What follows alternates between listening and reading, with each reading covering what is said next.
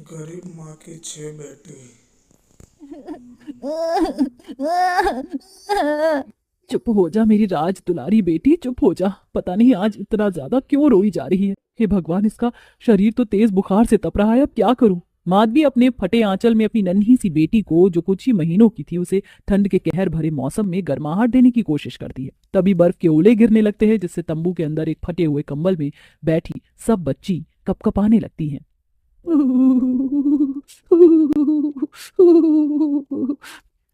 विभा दीदी, क्या है तुमको? बार बार क्यों कंबल खींच रही हो? मुझको ठंड लग रही है।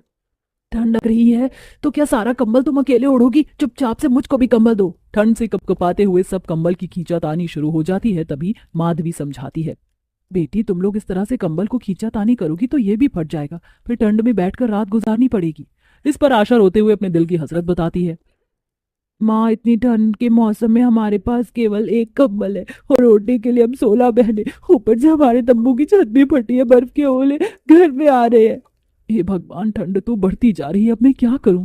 इतने में बर्फ के तूफान के चलते उस गरीब माँ और 16 बेटियों के सर से छत भी छिन जाती है और खुले आसमान के नीचे वो ठंड में ठिठुरने लगती हैं। आखिरकार माधवी की ऐसी भी कौन सी परिस्थिति रही होगी जो वो अपनी 16 बेटी को लेकर इस तरह रोड पर तंबू लगाकर एक कंबल में ठंड से जूझ रही है। क्या उनके पास ओढ़ने के लिए कोई गर्म बिस्तर नहीं है, या बात कुछ और है। जहां दिसंबर की कड़कड़ाती ठंड में कमजोर दुबले शरीर की गरीब तकदीर की मारी माधवी ईंट भट्टी पर ईंट बना रही थी।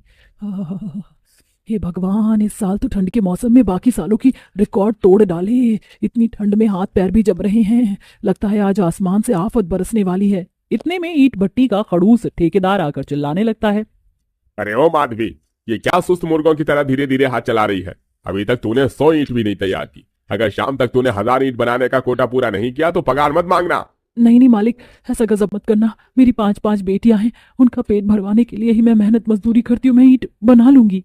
अपनी 5 बेटियों के बारे में सोचकर वो गरीब माँ जल्दी जल्दी ईंट बनाकर इमारत बनाने में पहुंच जाती है। पूरी भट्टी बर्फ से ढक चुकी थी, जिस पर चलना शोले पर चलने जैसा था। जहां बाकी सब मजदूर ने गर्म शॉल स्वेटर पहने थे, सबके पैरों में चप्पल थी, माधवी नंगे पैर थी, क्योंकि उसके पास इतने पैसे नहीं थे कि वो एक चप्पल ले सके। हे विधाता, जमीन कितनी ठंडी है, शाम भी ढल रही है। मुझे जल्दी जल्दी काम खत्म करना होगा। घर पर मेरी बच्चियां मेरा इंतजार कर रही होंगी। राधा दीदी, माँ कब आएंगी राशन लेके? मुझे बहुत जोर की भूख लगी है, और देखो इस फटे कंबल में ठंडी ठंडी हवा घुस रही है। मुझे कुछ और ओढ़ा दो। इस एकमात्र कंबल के अलावा कुछ भी ओढ़ने को नहीं है। ऊपर से हमारे कमजोर घर की खिड़की भी तो टूटी हुई है, इसलिए हवा आ रही है। कहाँ हो तुम माँ? जल्दी से आ जाओ। दिन भर की मेहनत के बाद माधवी आटा दाल लेके घर आती है।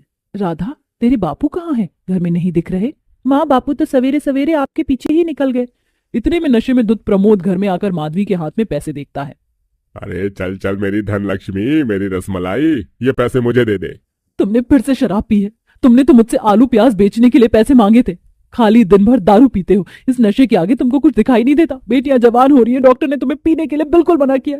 क्यों अपनी जान के दुश्मन बने बैठे हो? लानत है तुम जैसे मर्द पर, जो तुम्हारे होते हुए मुझे बाहर जाकर कमाना पड़ता है। ये सुनकर नशे की लत का शिकार प्रमोद मारपीट करने लगता है। साली 2 पैसे क्या कमाने लग गई है, मुझको भाषण देती है। हाँ, याद रख, पति परमेश्वर होता है और पत्नी पति के पैरों की जूती। चल हट यहाँ से। माँ, तुम ठीक तो हो? बस तुम पांचों के खातिर ही मैं अपनी जीती जागती लाश को ढो रही हूं, ताकि कल को दुनिया ये ना बोले कि पैदा करके मर गई। इसी तरह से दिन बीतते हैं और दिन रात पीने की लत के चलते प्रमोद गुजर जाता है। जाड़ी की एक रात माधवी को अपने घर के दरवाजे के बाहर से बच्चियों के रोने की आवाज आती है। दीदी, मुझे बहुत डर लग रही है, कितना कोहरा है। दरवाजा खोलिए, कोई अंदर है? मेहरबानी करके दरवाजा खोल दीजिए, वरना मैं और मेरी बहनें इस ठंड में मर जाएंगी। ये कैसी आवाज है? कोई मुझको पुकार रहा है। माधवी दरवाजा खोलती। उन सबकी हालत ठंड से बीमार जैसी थी और आंखों में एक उम्मीद थी। अरे बेटी, तुम सब कौन हो? तुम्हारी माँ कहाँ है? कहाँ से आई हो? माँ तो मर गई है और हमें अनाथ कर गई है। मरते वक्त माँ ने आपके नाम ये खत लिखा था। जैसे ही माधवी खत पढ़ती है, उसके पैरों तले जमीन खिसक जाती है। माधवी, सबसे पहले मैं आपसे माफी मांगना चाहती हूँ। आपका घर तोड़ने वाली औरत मैं हूँ, जिसकी सजा भगवान मुझे दे चुका है। मैं कैंसर से लड़ रही हूँ। मेरे पास वक्त बहुत कम है। जब तक आपको ये खत मिलेगा मैं दुनिया से जा चुकी हूँगी। बस मेरी बेटियों को अपना लीजिएगा। इस मरती हुई माँ की अंतिम इच्छा को पूरा कर दीजिए। कहते हैं एक माँ के दिल से बड़ा दुनिया में कुछ नहीं होता। माधवी उन 11 लड़कियों को अपने सीने से लगाकर उनके आंसू पोंछती है। रो मत मेरी बच्चियों, आज से तुम लोग मेरी बेटी हो, मैं तुम्हारी माँ हूं। इस तरह माधवी 16 बेटी राधा, निभा, विभा, सुमन, पूजा, अनीता, आंचल, आशा, छाया, निधि, नुपुर, खुशी, रानी, भारती, कोमल, रेशमा को अपने जिगर का टुकड़ा बना लेती हैं। मगर एक कंबल में अब 16 बेटियों का सोना बहुत दूभर हो जाता है। माँ बहुत ठंड लग रही है। सारा राधा दीदी, सुमन दीदी, विभा, निभा दीदी ने ले लिया है। ये हमारा कंबल है और हम तुम्हें अपना कंबल नहीं देंगी। तुम सब चली जाओ हमारे घर से, तुम हमारी माँ की सगी बेटी नहीं हो। निभा, खबरदार, जो ऐसा कहा तो अपनी माँ का मरा हुआ मुंह देखोगी। अब से तुम 5 नहीं बल्कि 16 बहनें हो, समझी? जो मिलजुल कर रहते हैं, ईश्वर उन्हें देखकर खुश होते हैं। माधवी अपनी बेटियों के बीच में लगाव स्थापित करती है। तभी एक और नया दुख आन पड़ता है। बर्फ के तूफान में उसका कच्चा मकान गिर जाता है। उसे एक कंबल के अलावा उनके पास कुछ नहीं बचता। माधवी 16 बेटियों को लेकर जनवरी के उस ठंड भरे महीने में सड़क पर आधी रात को चलने लगती हैं और जब सब थकने लगते हैं तो एक फुटपाथ पर कंबल ओढ़ कर बैठ जाते हैं। माँ, ठंड बहुत ज्यादा है, हमको अपने लिए तंबू लगाना होगा, वरना इस तापमान में हमारे शरीर का खून जम जाएगा। वैसे भी इस एक कंबल में हम 16-17 लोगों का बचना असंभव है। ठंड के मारे आड़ भी नहीं लिया जा रहा। हिम्मत मत हारो मेरी बेटियों, चलो हम अपने लिए झोपड़ी बनाते हैं। आशा, आंचल, विभा, निभा, जहां भी फूस या कुछ भी मिले तो ले आओ। माँ, मैं उस कचरादान में देखती हूँ कुछ मिल जाए। अनीता कूड़े में से एक फटी तिरपाल ले आई और बाकी लड़कियां पन्नियों और फूस लाती हैं। सब मिलकर तंबू लगाते हैं और आग जलाकर कंबल में बैठ जाते हैं। लेकिन जैसे जैसे रात बढ़ती है, ठंड का तापमान -डिग्री पर पहुंच जाता है। ऐसे में उनका तंबू टूट जाता है। क्या माधवी अपनी बेटियों को सर्द मौसम से बचा सकेगी? बस हमें कुछ देर और इंतजार करना होगा मेरी बेटियों, हौसला रखो, थोड़ी देर में सूरज की किरण निकल जाएगी। माँ, हमारा कंबल ओस से भीग गया है, शरीर भी ठंडा पड़ रहा है, अब बर्दाश्त नहीं हो रहा है। हे विधि लिखने वाले विधाता, कहाँ सोया हुआ है तू? मेरी बेटियां ठंड से मरने को है, कुछ तो चमत्कार कर। हाय सुहाग छीन लिया, बेआसरा कर दिया, दर दर की ठोकर भी खिलाई, अब क्या चाहता है? कुछ तो चमत्कार कर। माधवी की आंखों से बहते आंसू रुकने का नाम नहीं ले रहे थे। वह कभी किसी बेटी का हाथ पैर मलती तो कभी किसी बेटी का। इसी तरह सवेरा हो जाता है। जहां वो देखती है रोड बनने के काम में बहुत सारी गरीब मजदूर औरत बच्चा लेके रोड बनाने में लगी थी। माधवी अपनी बेटियों को कंबल में छोड़कर काम मांगने आती है। साहब जी, मुझ गरीब को भी कोई काम दे दो, दया करो, बड़ी मजबूर हूँ। अरे बहन, इस तरह से हाथ क्यों जोड़ रही हो? मेहनत से कमाओ। ये रोड का काम अभी महीने भर चलेगा, एक दिन का 300 रुपए दिहाड़ी मिलेगा। वैसे हमें और मजदूरों की तलाश है। मेरे साथ मेरी बेटी भी काम कर लेगी साहब जी, बस आप डेली दिहाड़ी दे देना ताकि हम रोटी खा सकें। इस तरह माधवी के साथ उसकी बेटी भी मेहनत से सड़क बनवाती है, क्योंकि ठंड की वो कहर भरी रात एक कंबल में गुजारना बड़ा कठिन था। सब लोग पैसे जमा करके एक बड़ा सा कंबल लाती हैं और किराए का एक कमरा भी ले लेती हैं। माँ, हमें अब रोड पर रहने की जरूरत नहीं है, हमारे पास अपना खुद का घर है और ओढ़ने के लिए गरम गरम मुलायम बड़ा सा कंबल भी। अब हम सुकून से सो सकती है। हाँ मेरी बच्चियों, अब हमें ठंड में जाकर रात नहीं काटनी पड़ेगी, हम इस नए कंबल में सोएंगी। हे ईश्वर, तेरा लाख लाख शुक्र है।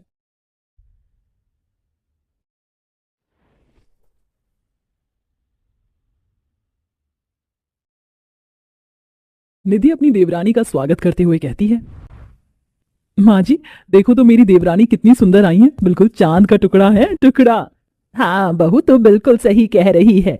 अब तुम दोनों ही इस घर को स्वर्ग बना के रखना। दोनों एक से बढ़कर एक आई हैं घर में। हाँ माँ जी, और स्नेहा अब से ये तुम्हारा ही घर है और अब तुम इसे अपना ही घर समझना। दीदी वैसे ये हमारा ससुराल कुछ ज्यादा छोटा नहीं है, मतलब मैं बुराई नहीं कर रही, पर मुझे थोड़ा सा लगा तो मैं बस कह रही हूँ। हाँ छोटा तो है, लेकिन धीरे धीरे तुम्हें भी आदत हो जाएगी, जैसे हमें हुई है।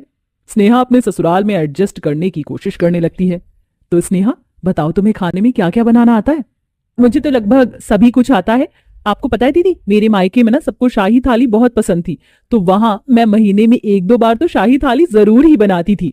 ये शाही थाली क्या होता है माँ? हमने तो कभी शाही थाली नहीं खाई। क्या आप लोगों ने कभी शाही थाली नहीं खाई है? दरअसल हमारे इतने अच्छे हालात नहीं है कि हम शाही थाली खा पाए। हाँ बहू, शाही थाली का तो पता नहीं कभी खा पाऊंगा। आधी जिंदगी तो निकल गई, पूरी जिंदगी ऐसे ही निकल जाएगी। शाही थाली क्या, शाही पकवान भी कभी नहीं खा पाऊंगा। आप लोग ऐसे क्यों कह रहे हैं? देखना एक ना एक दिन जरूर हम भी शाही खाना खाएंगे। बहू, तू अभी नई आई है ना, इसलिए तुझे लग रहा है कि ये सब हमारे लिए आसान है, लेकिन हम अपने हालातों से बहुत अच्छे से वाकिफ हैं। और शाही थाली क्या, हमारे नसीब में दाल चावल भी 2 वक्त के हो जाते हैं, यही हमारे लिए बहुत गनीमत होती है। स्नेहा, तुम इतनी चिंता मत करो, तुम अभी नई आई हो, धीरे धीरे तुम भी हमारे घर का रहन सहन समझ जाओगी। ऐसे ही कई दिन निकल जाते हैं। स्नेहा अपने घर के हालातों को समझ रही थी। यहाँ पर तो सच में सब कितनी मुसीबत में रह रहे हैं। भगवान, मेरे ससुराल की मुसीबत कम कर दो ना। स्नेहा अपने ससुराल वालों के साथ काफी अच्छे से बर्ताव करती है। कुछ दिनों बाद सोनू जिद करने लगता है। माँ, मुझे भी शाही थाली खानी है। मैंने कभी शाही थाली नहीं खाई है। उस दिन चाची ने बताया था ना कि शाही थाली बनाती थी अपने मायके में, तो हमारे घर में भी क्यों नहीं शाही थाली बना सकती? सोनू बेटा, ऐसे जिद नहीं करते, तुम्हें तो पता है ना हमारे घर के हालात कैसे। शाही थाली यहाँ पर संभव नहीं है। अगर होता तो मैं तुम्हें खुद ही बनाकर खिला देती, तुम्हें बोलने की जरूरत ही नहीं पड़ती। आप हमेशा ही ऐसे बोलती रहती हो। मुझे नहीं पता, मुझे भी शाही थाली खानी है। चाची, आप बनाओ ना शाही थाली। हाँ हाँ, घर में कमाने वाला एक है तो सब लोग फरमाइश कर रहे हैं। मैं इतना ही कमाता हूँ जिससे घर चल सके। शाही खाना खाने के लिए घर में 4 लोगों का तो हाथ लगाना ही चाहिए ना, लेकिन एक की कमाई से क्या ही होगा, ये किसी को नहीं समझना है। आप ये कैसी बातें कर रहे हैं? अरे जेठ जी के तो हालात ही ऐसे हैं कि वो कुछ काम नहीं कर सकते। अगर उनके हालात ठीक होते तो वो आपको ऐसे अकेले पूरे घर की जिम्मेदारी नहीं लेने देते। अरे रहने दो, तुम अभी आई हो, धीरे धीरे तुम भी समझ जाओगी कि जो अकेले करता है वो बोलने क्यों लगता है। दरअसल दीपक का बड़ा भाई अपाहिज था। ऐसे ही कई दिन निकल जाते। कुछ दिनों बाद निधि बाजार से कुछ सामान लेकर घर आ रही होती है। तभी पड़ोस की कुछ औरतें बात कर रही होती हैं। इतनी ज्यादा ठंड हो रही है, इस ठंड में तो कुछ भी काम नहीं होते हैं। गेहूं साफ करने होने धोना है, मुझे तो समझ नहीं आ रहा कि ये सब मैं अकेले कैसे करूं। ये तो तुम बिल्कुल सही कह रही हो बहन। इस ठंड में तो कोई काम में हाथ लगाने का मन नहीं करता है। मुझे खुद इतने सारे गेहूं धोकर साफ करने, कभी कभी तो मन करता है कि कोई 4 पैसे ले ले और ये छोटे मोटे काम करवा दे। और नहीं तो क्या, यहाँ भी कोई पैसे लेकर गेहूं धोकर साफ करवा के दे दे, मैं तो पैसे दे दूंगी। कम से कम इस ठंड में खुद तो काम करने से बच ही जाएंगे। हाँ, बिल्कुल सही कह रही हो तुम। निधि उन दोनों औरतों की बात सुनकर घर आ जाती है। देवर जी सही कह रहे हैं, वो बेचारे अकेले ही सब करते रहते हैं। अब कोई भी इंसान अगर अकेले काम करेगा तो थोड़ा परेशान तो हो ही जाएगा ना। मैं भी अगर किसी तरह से उनकी मदद करूंगी तो ही अच्छा रहेगा। निधि अगले ही दिन उन दोनों औरतं के पास जाती है और दरवाजा खटखटाती है। हाँ बोलो, क्या काम है? कल मैंने आप लोगों की बात सुनी थी कि आप लोगों को कोई चाहिए जो गेहूं धोकर साफ करके दे दे आपको। मैं ये काम कर सकती हूँ। सच में? देख लो, ठंड बहुत हो रही है, कहीं बाद में नखरे दिखाओ। नहीं नहीं, मैं कोई नखरे नहीं दिखाऊंगी। दरअसल मुझे पैसों की सख्त जरूरत है और काम मिल रहा है तो मैं क्यों ना करूं। ठीक है, फिर मैं भी तुम्हें गेहूं दे देती हूँ, तुम धोकर साफ करके दे देना और हाँ, गेहूं पिसवा कर देना। ठीक है, तुम यही मेरे घर के बाहर आंगन में गेहूं धोकर साफ कर दो। निधि गेहूं धोने लगती है कि तभी उसकी देवरानी उसे देख लेती है। ये जेठानी जी यहाँ क्या कर रही हैं? स्नेहा अपनी जेठानी के पास जाती है और कहती है, दीदी आप यहाँ क्या कर रही हैं? अरे स्नेहा, तुम यहाँ, मैं तुमसे घर पर बात करती हूँ, अभी तुम घर जाओ। स्नेहा बिना कुछ बोले घर आ जाती है। शाम को जब निधि घर आती है तो स्नेहा सवाल करती है, दीदी आप वहां क्या कर रही थी और आपने वहां से मुझे ऐसे अचानक क्यों भेज दिया? दरअसल स्नेहा, बात यह है कि तुम्हें तो पता है कि घर के हालात कैसे हैं और सोनू हर दूसरे दिन शाही थाली की जिद करता रहता है।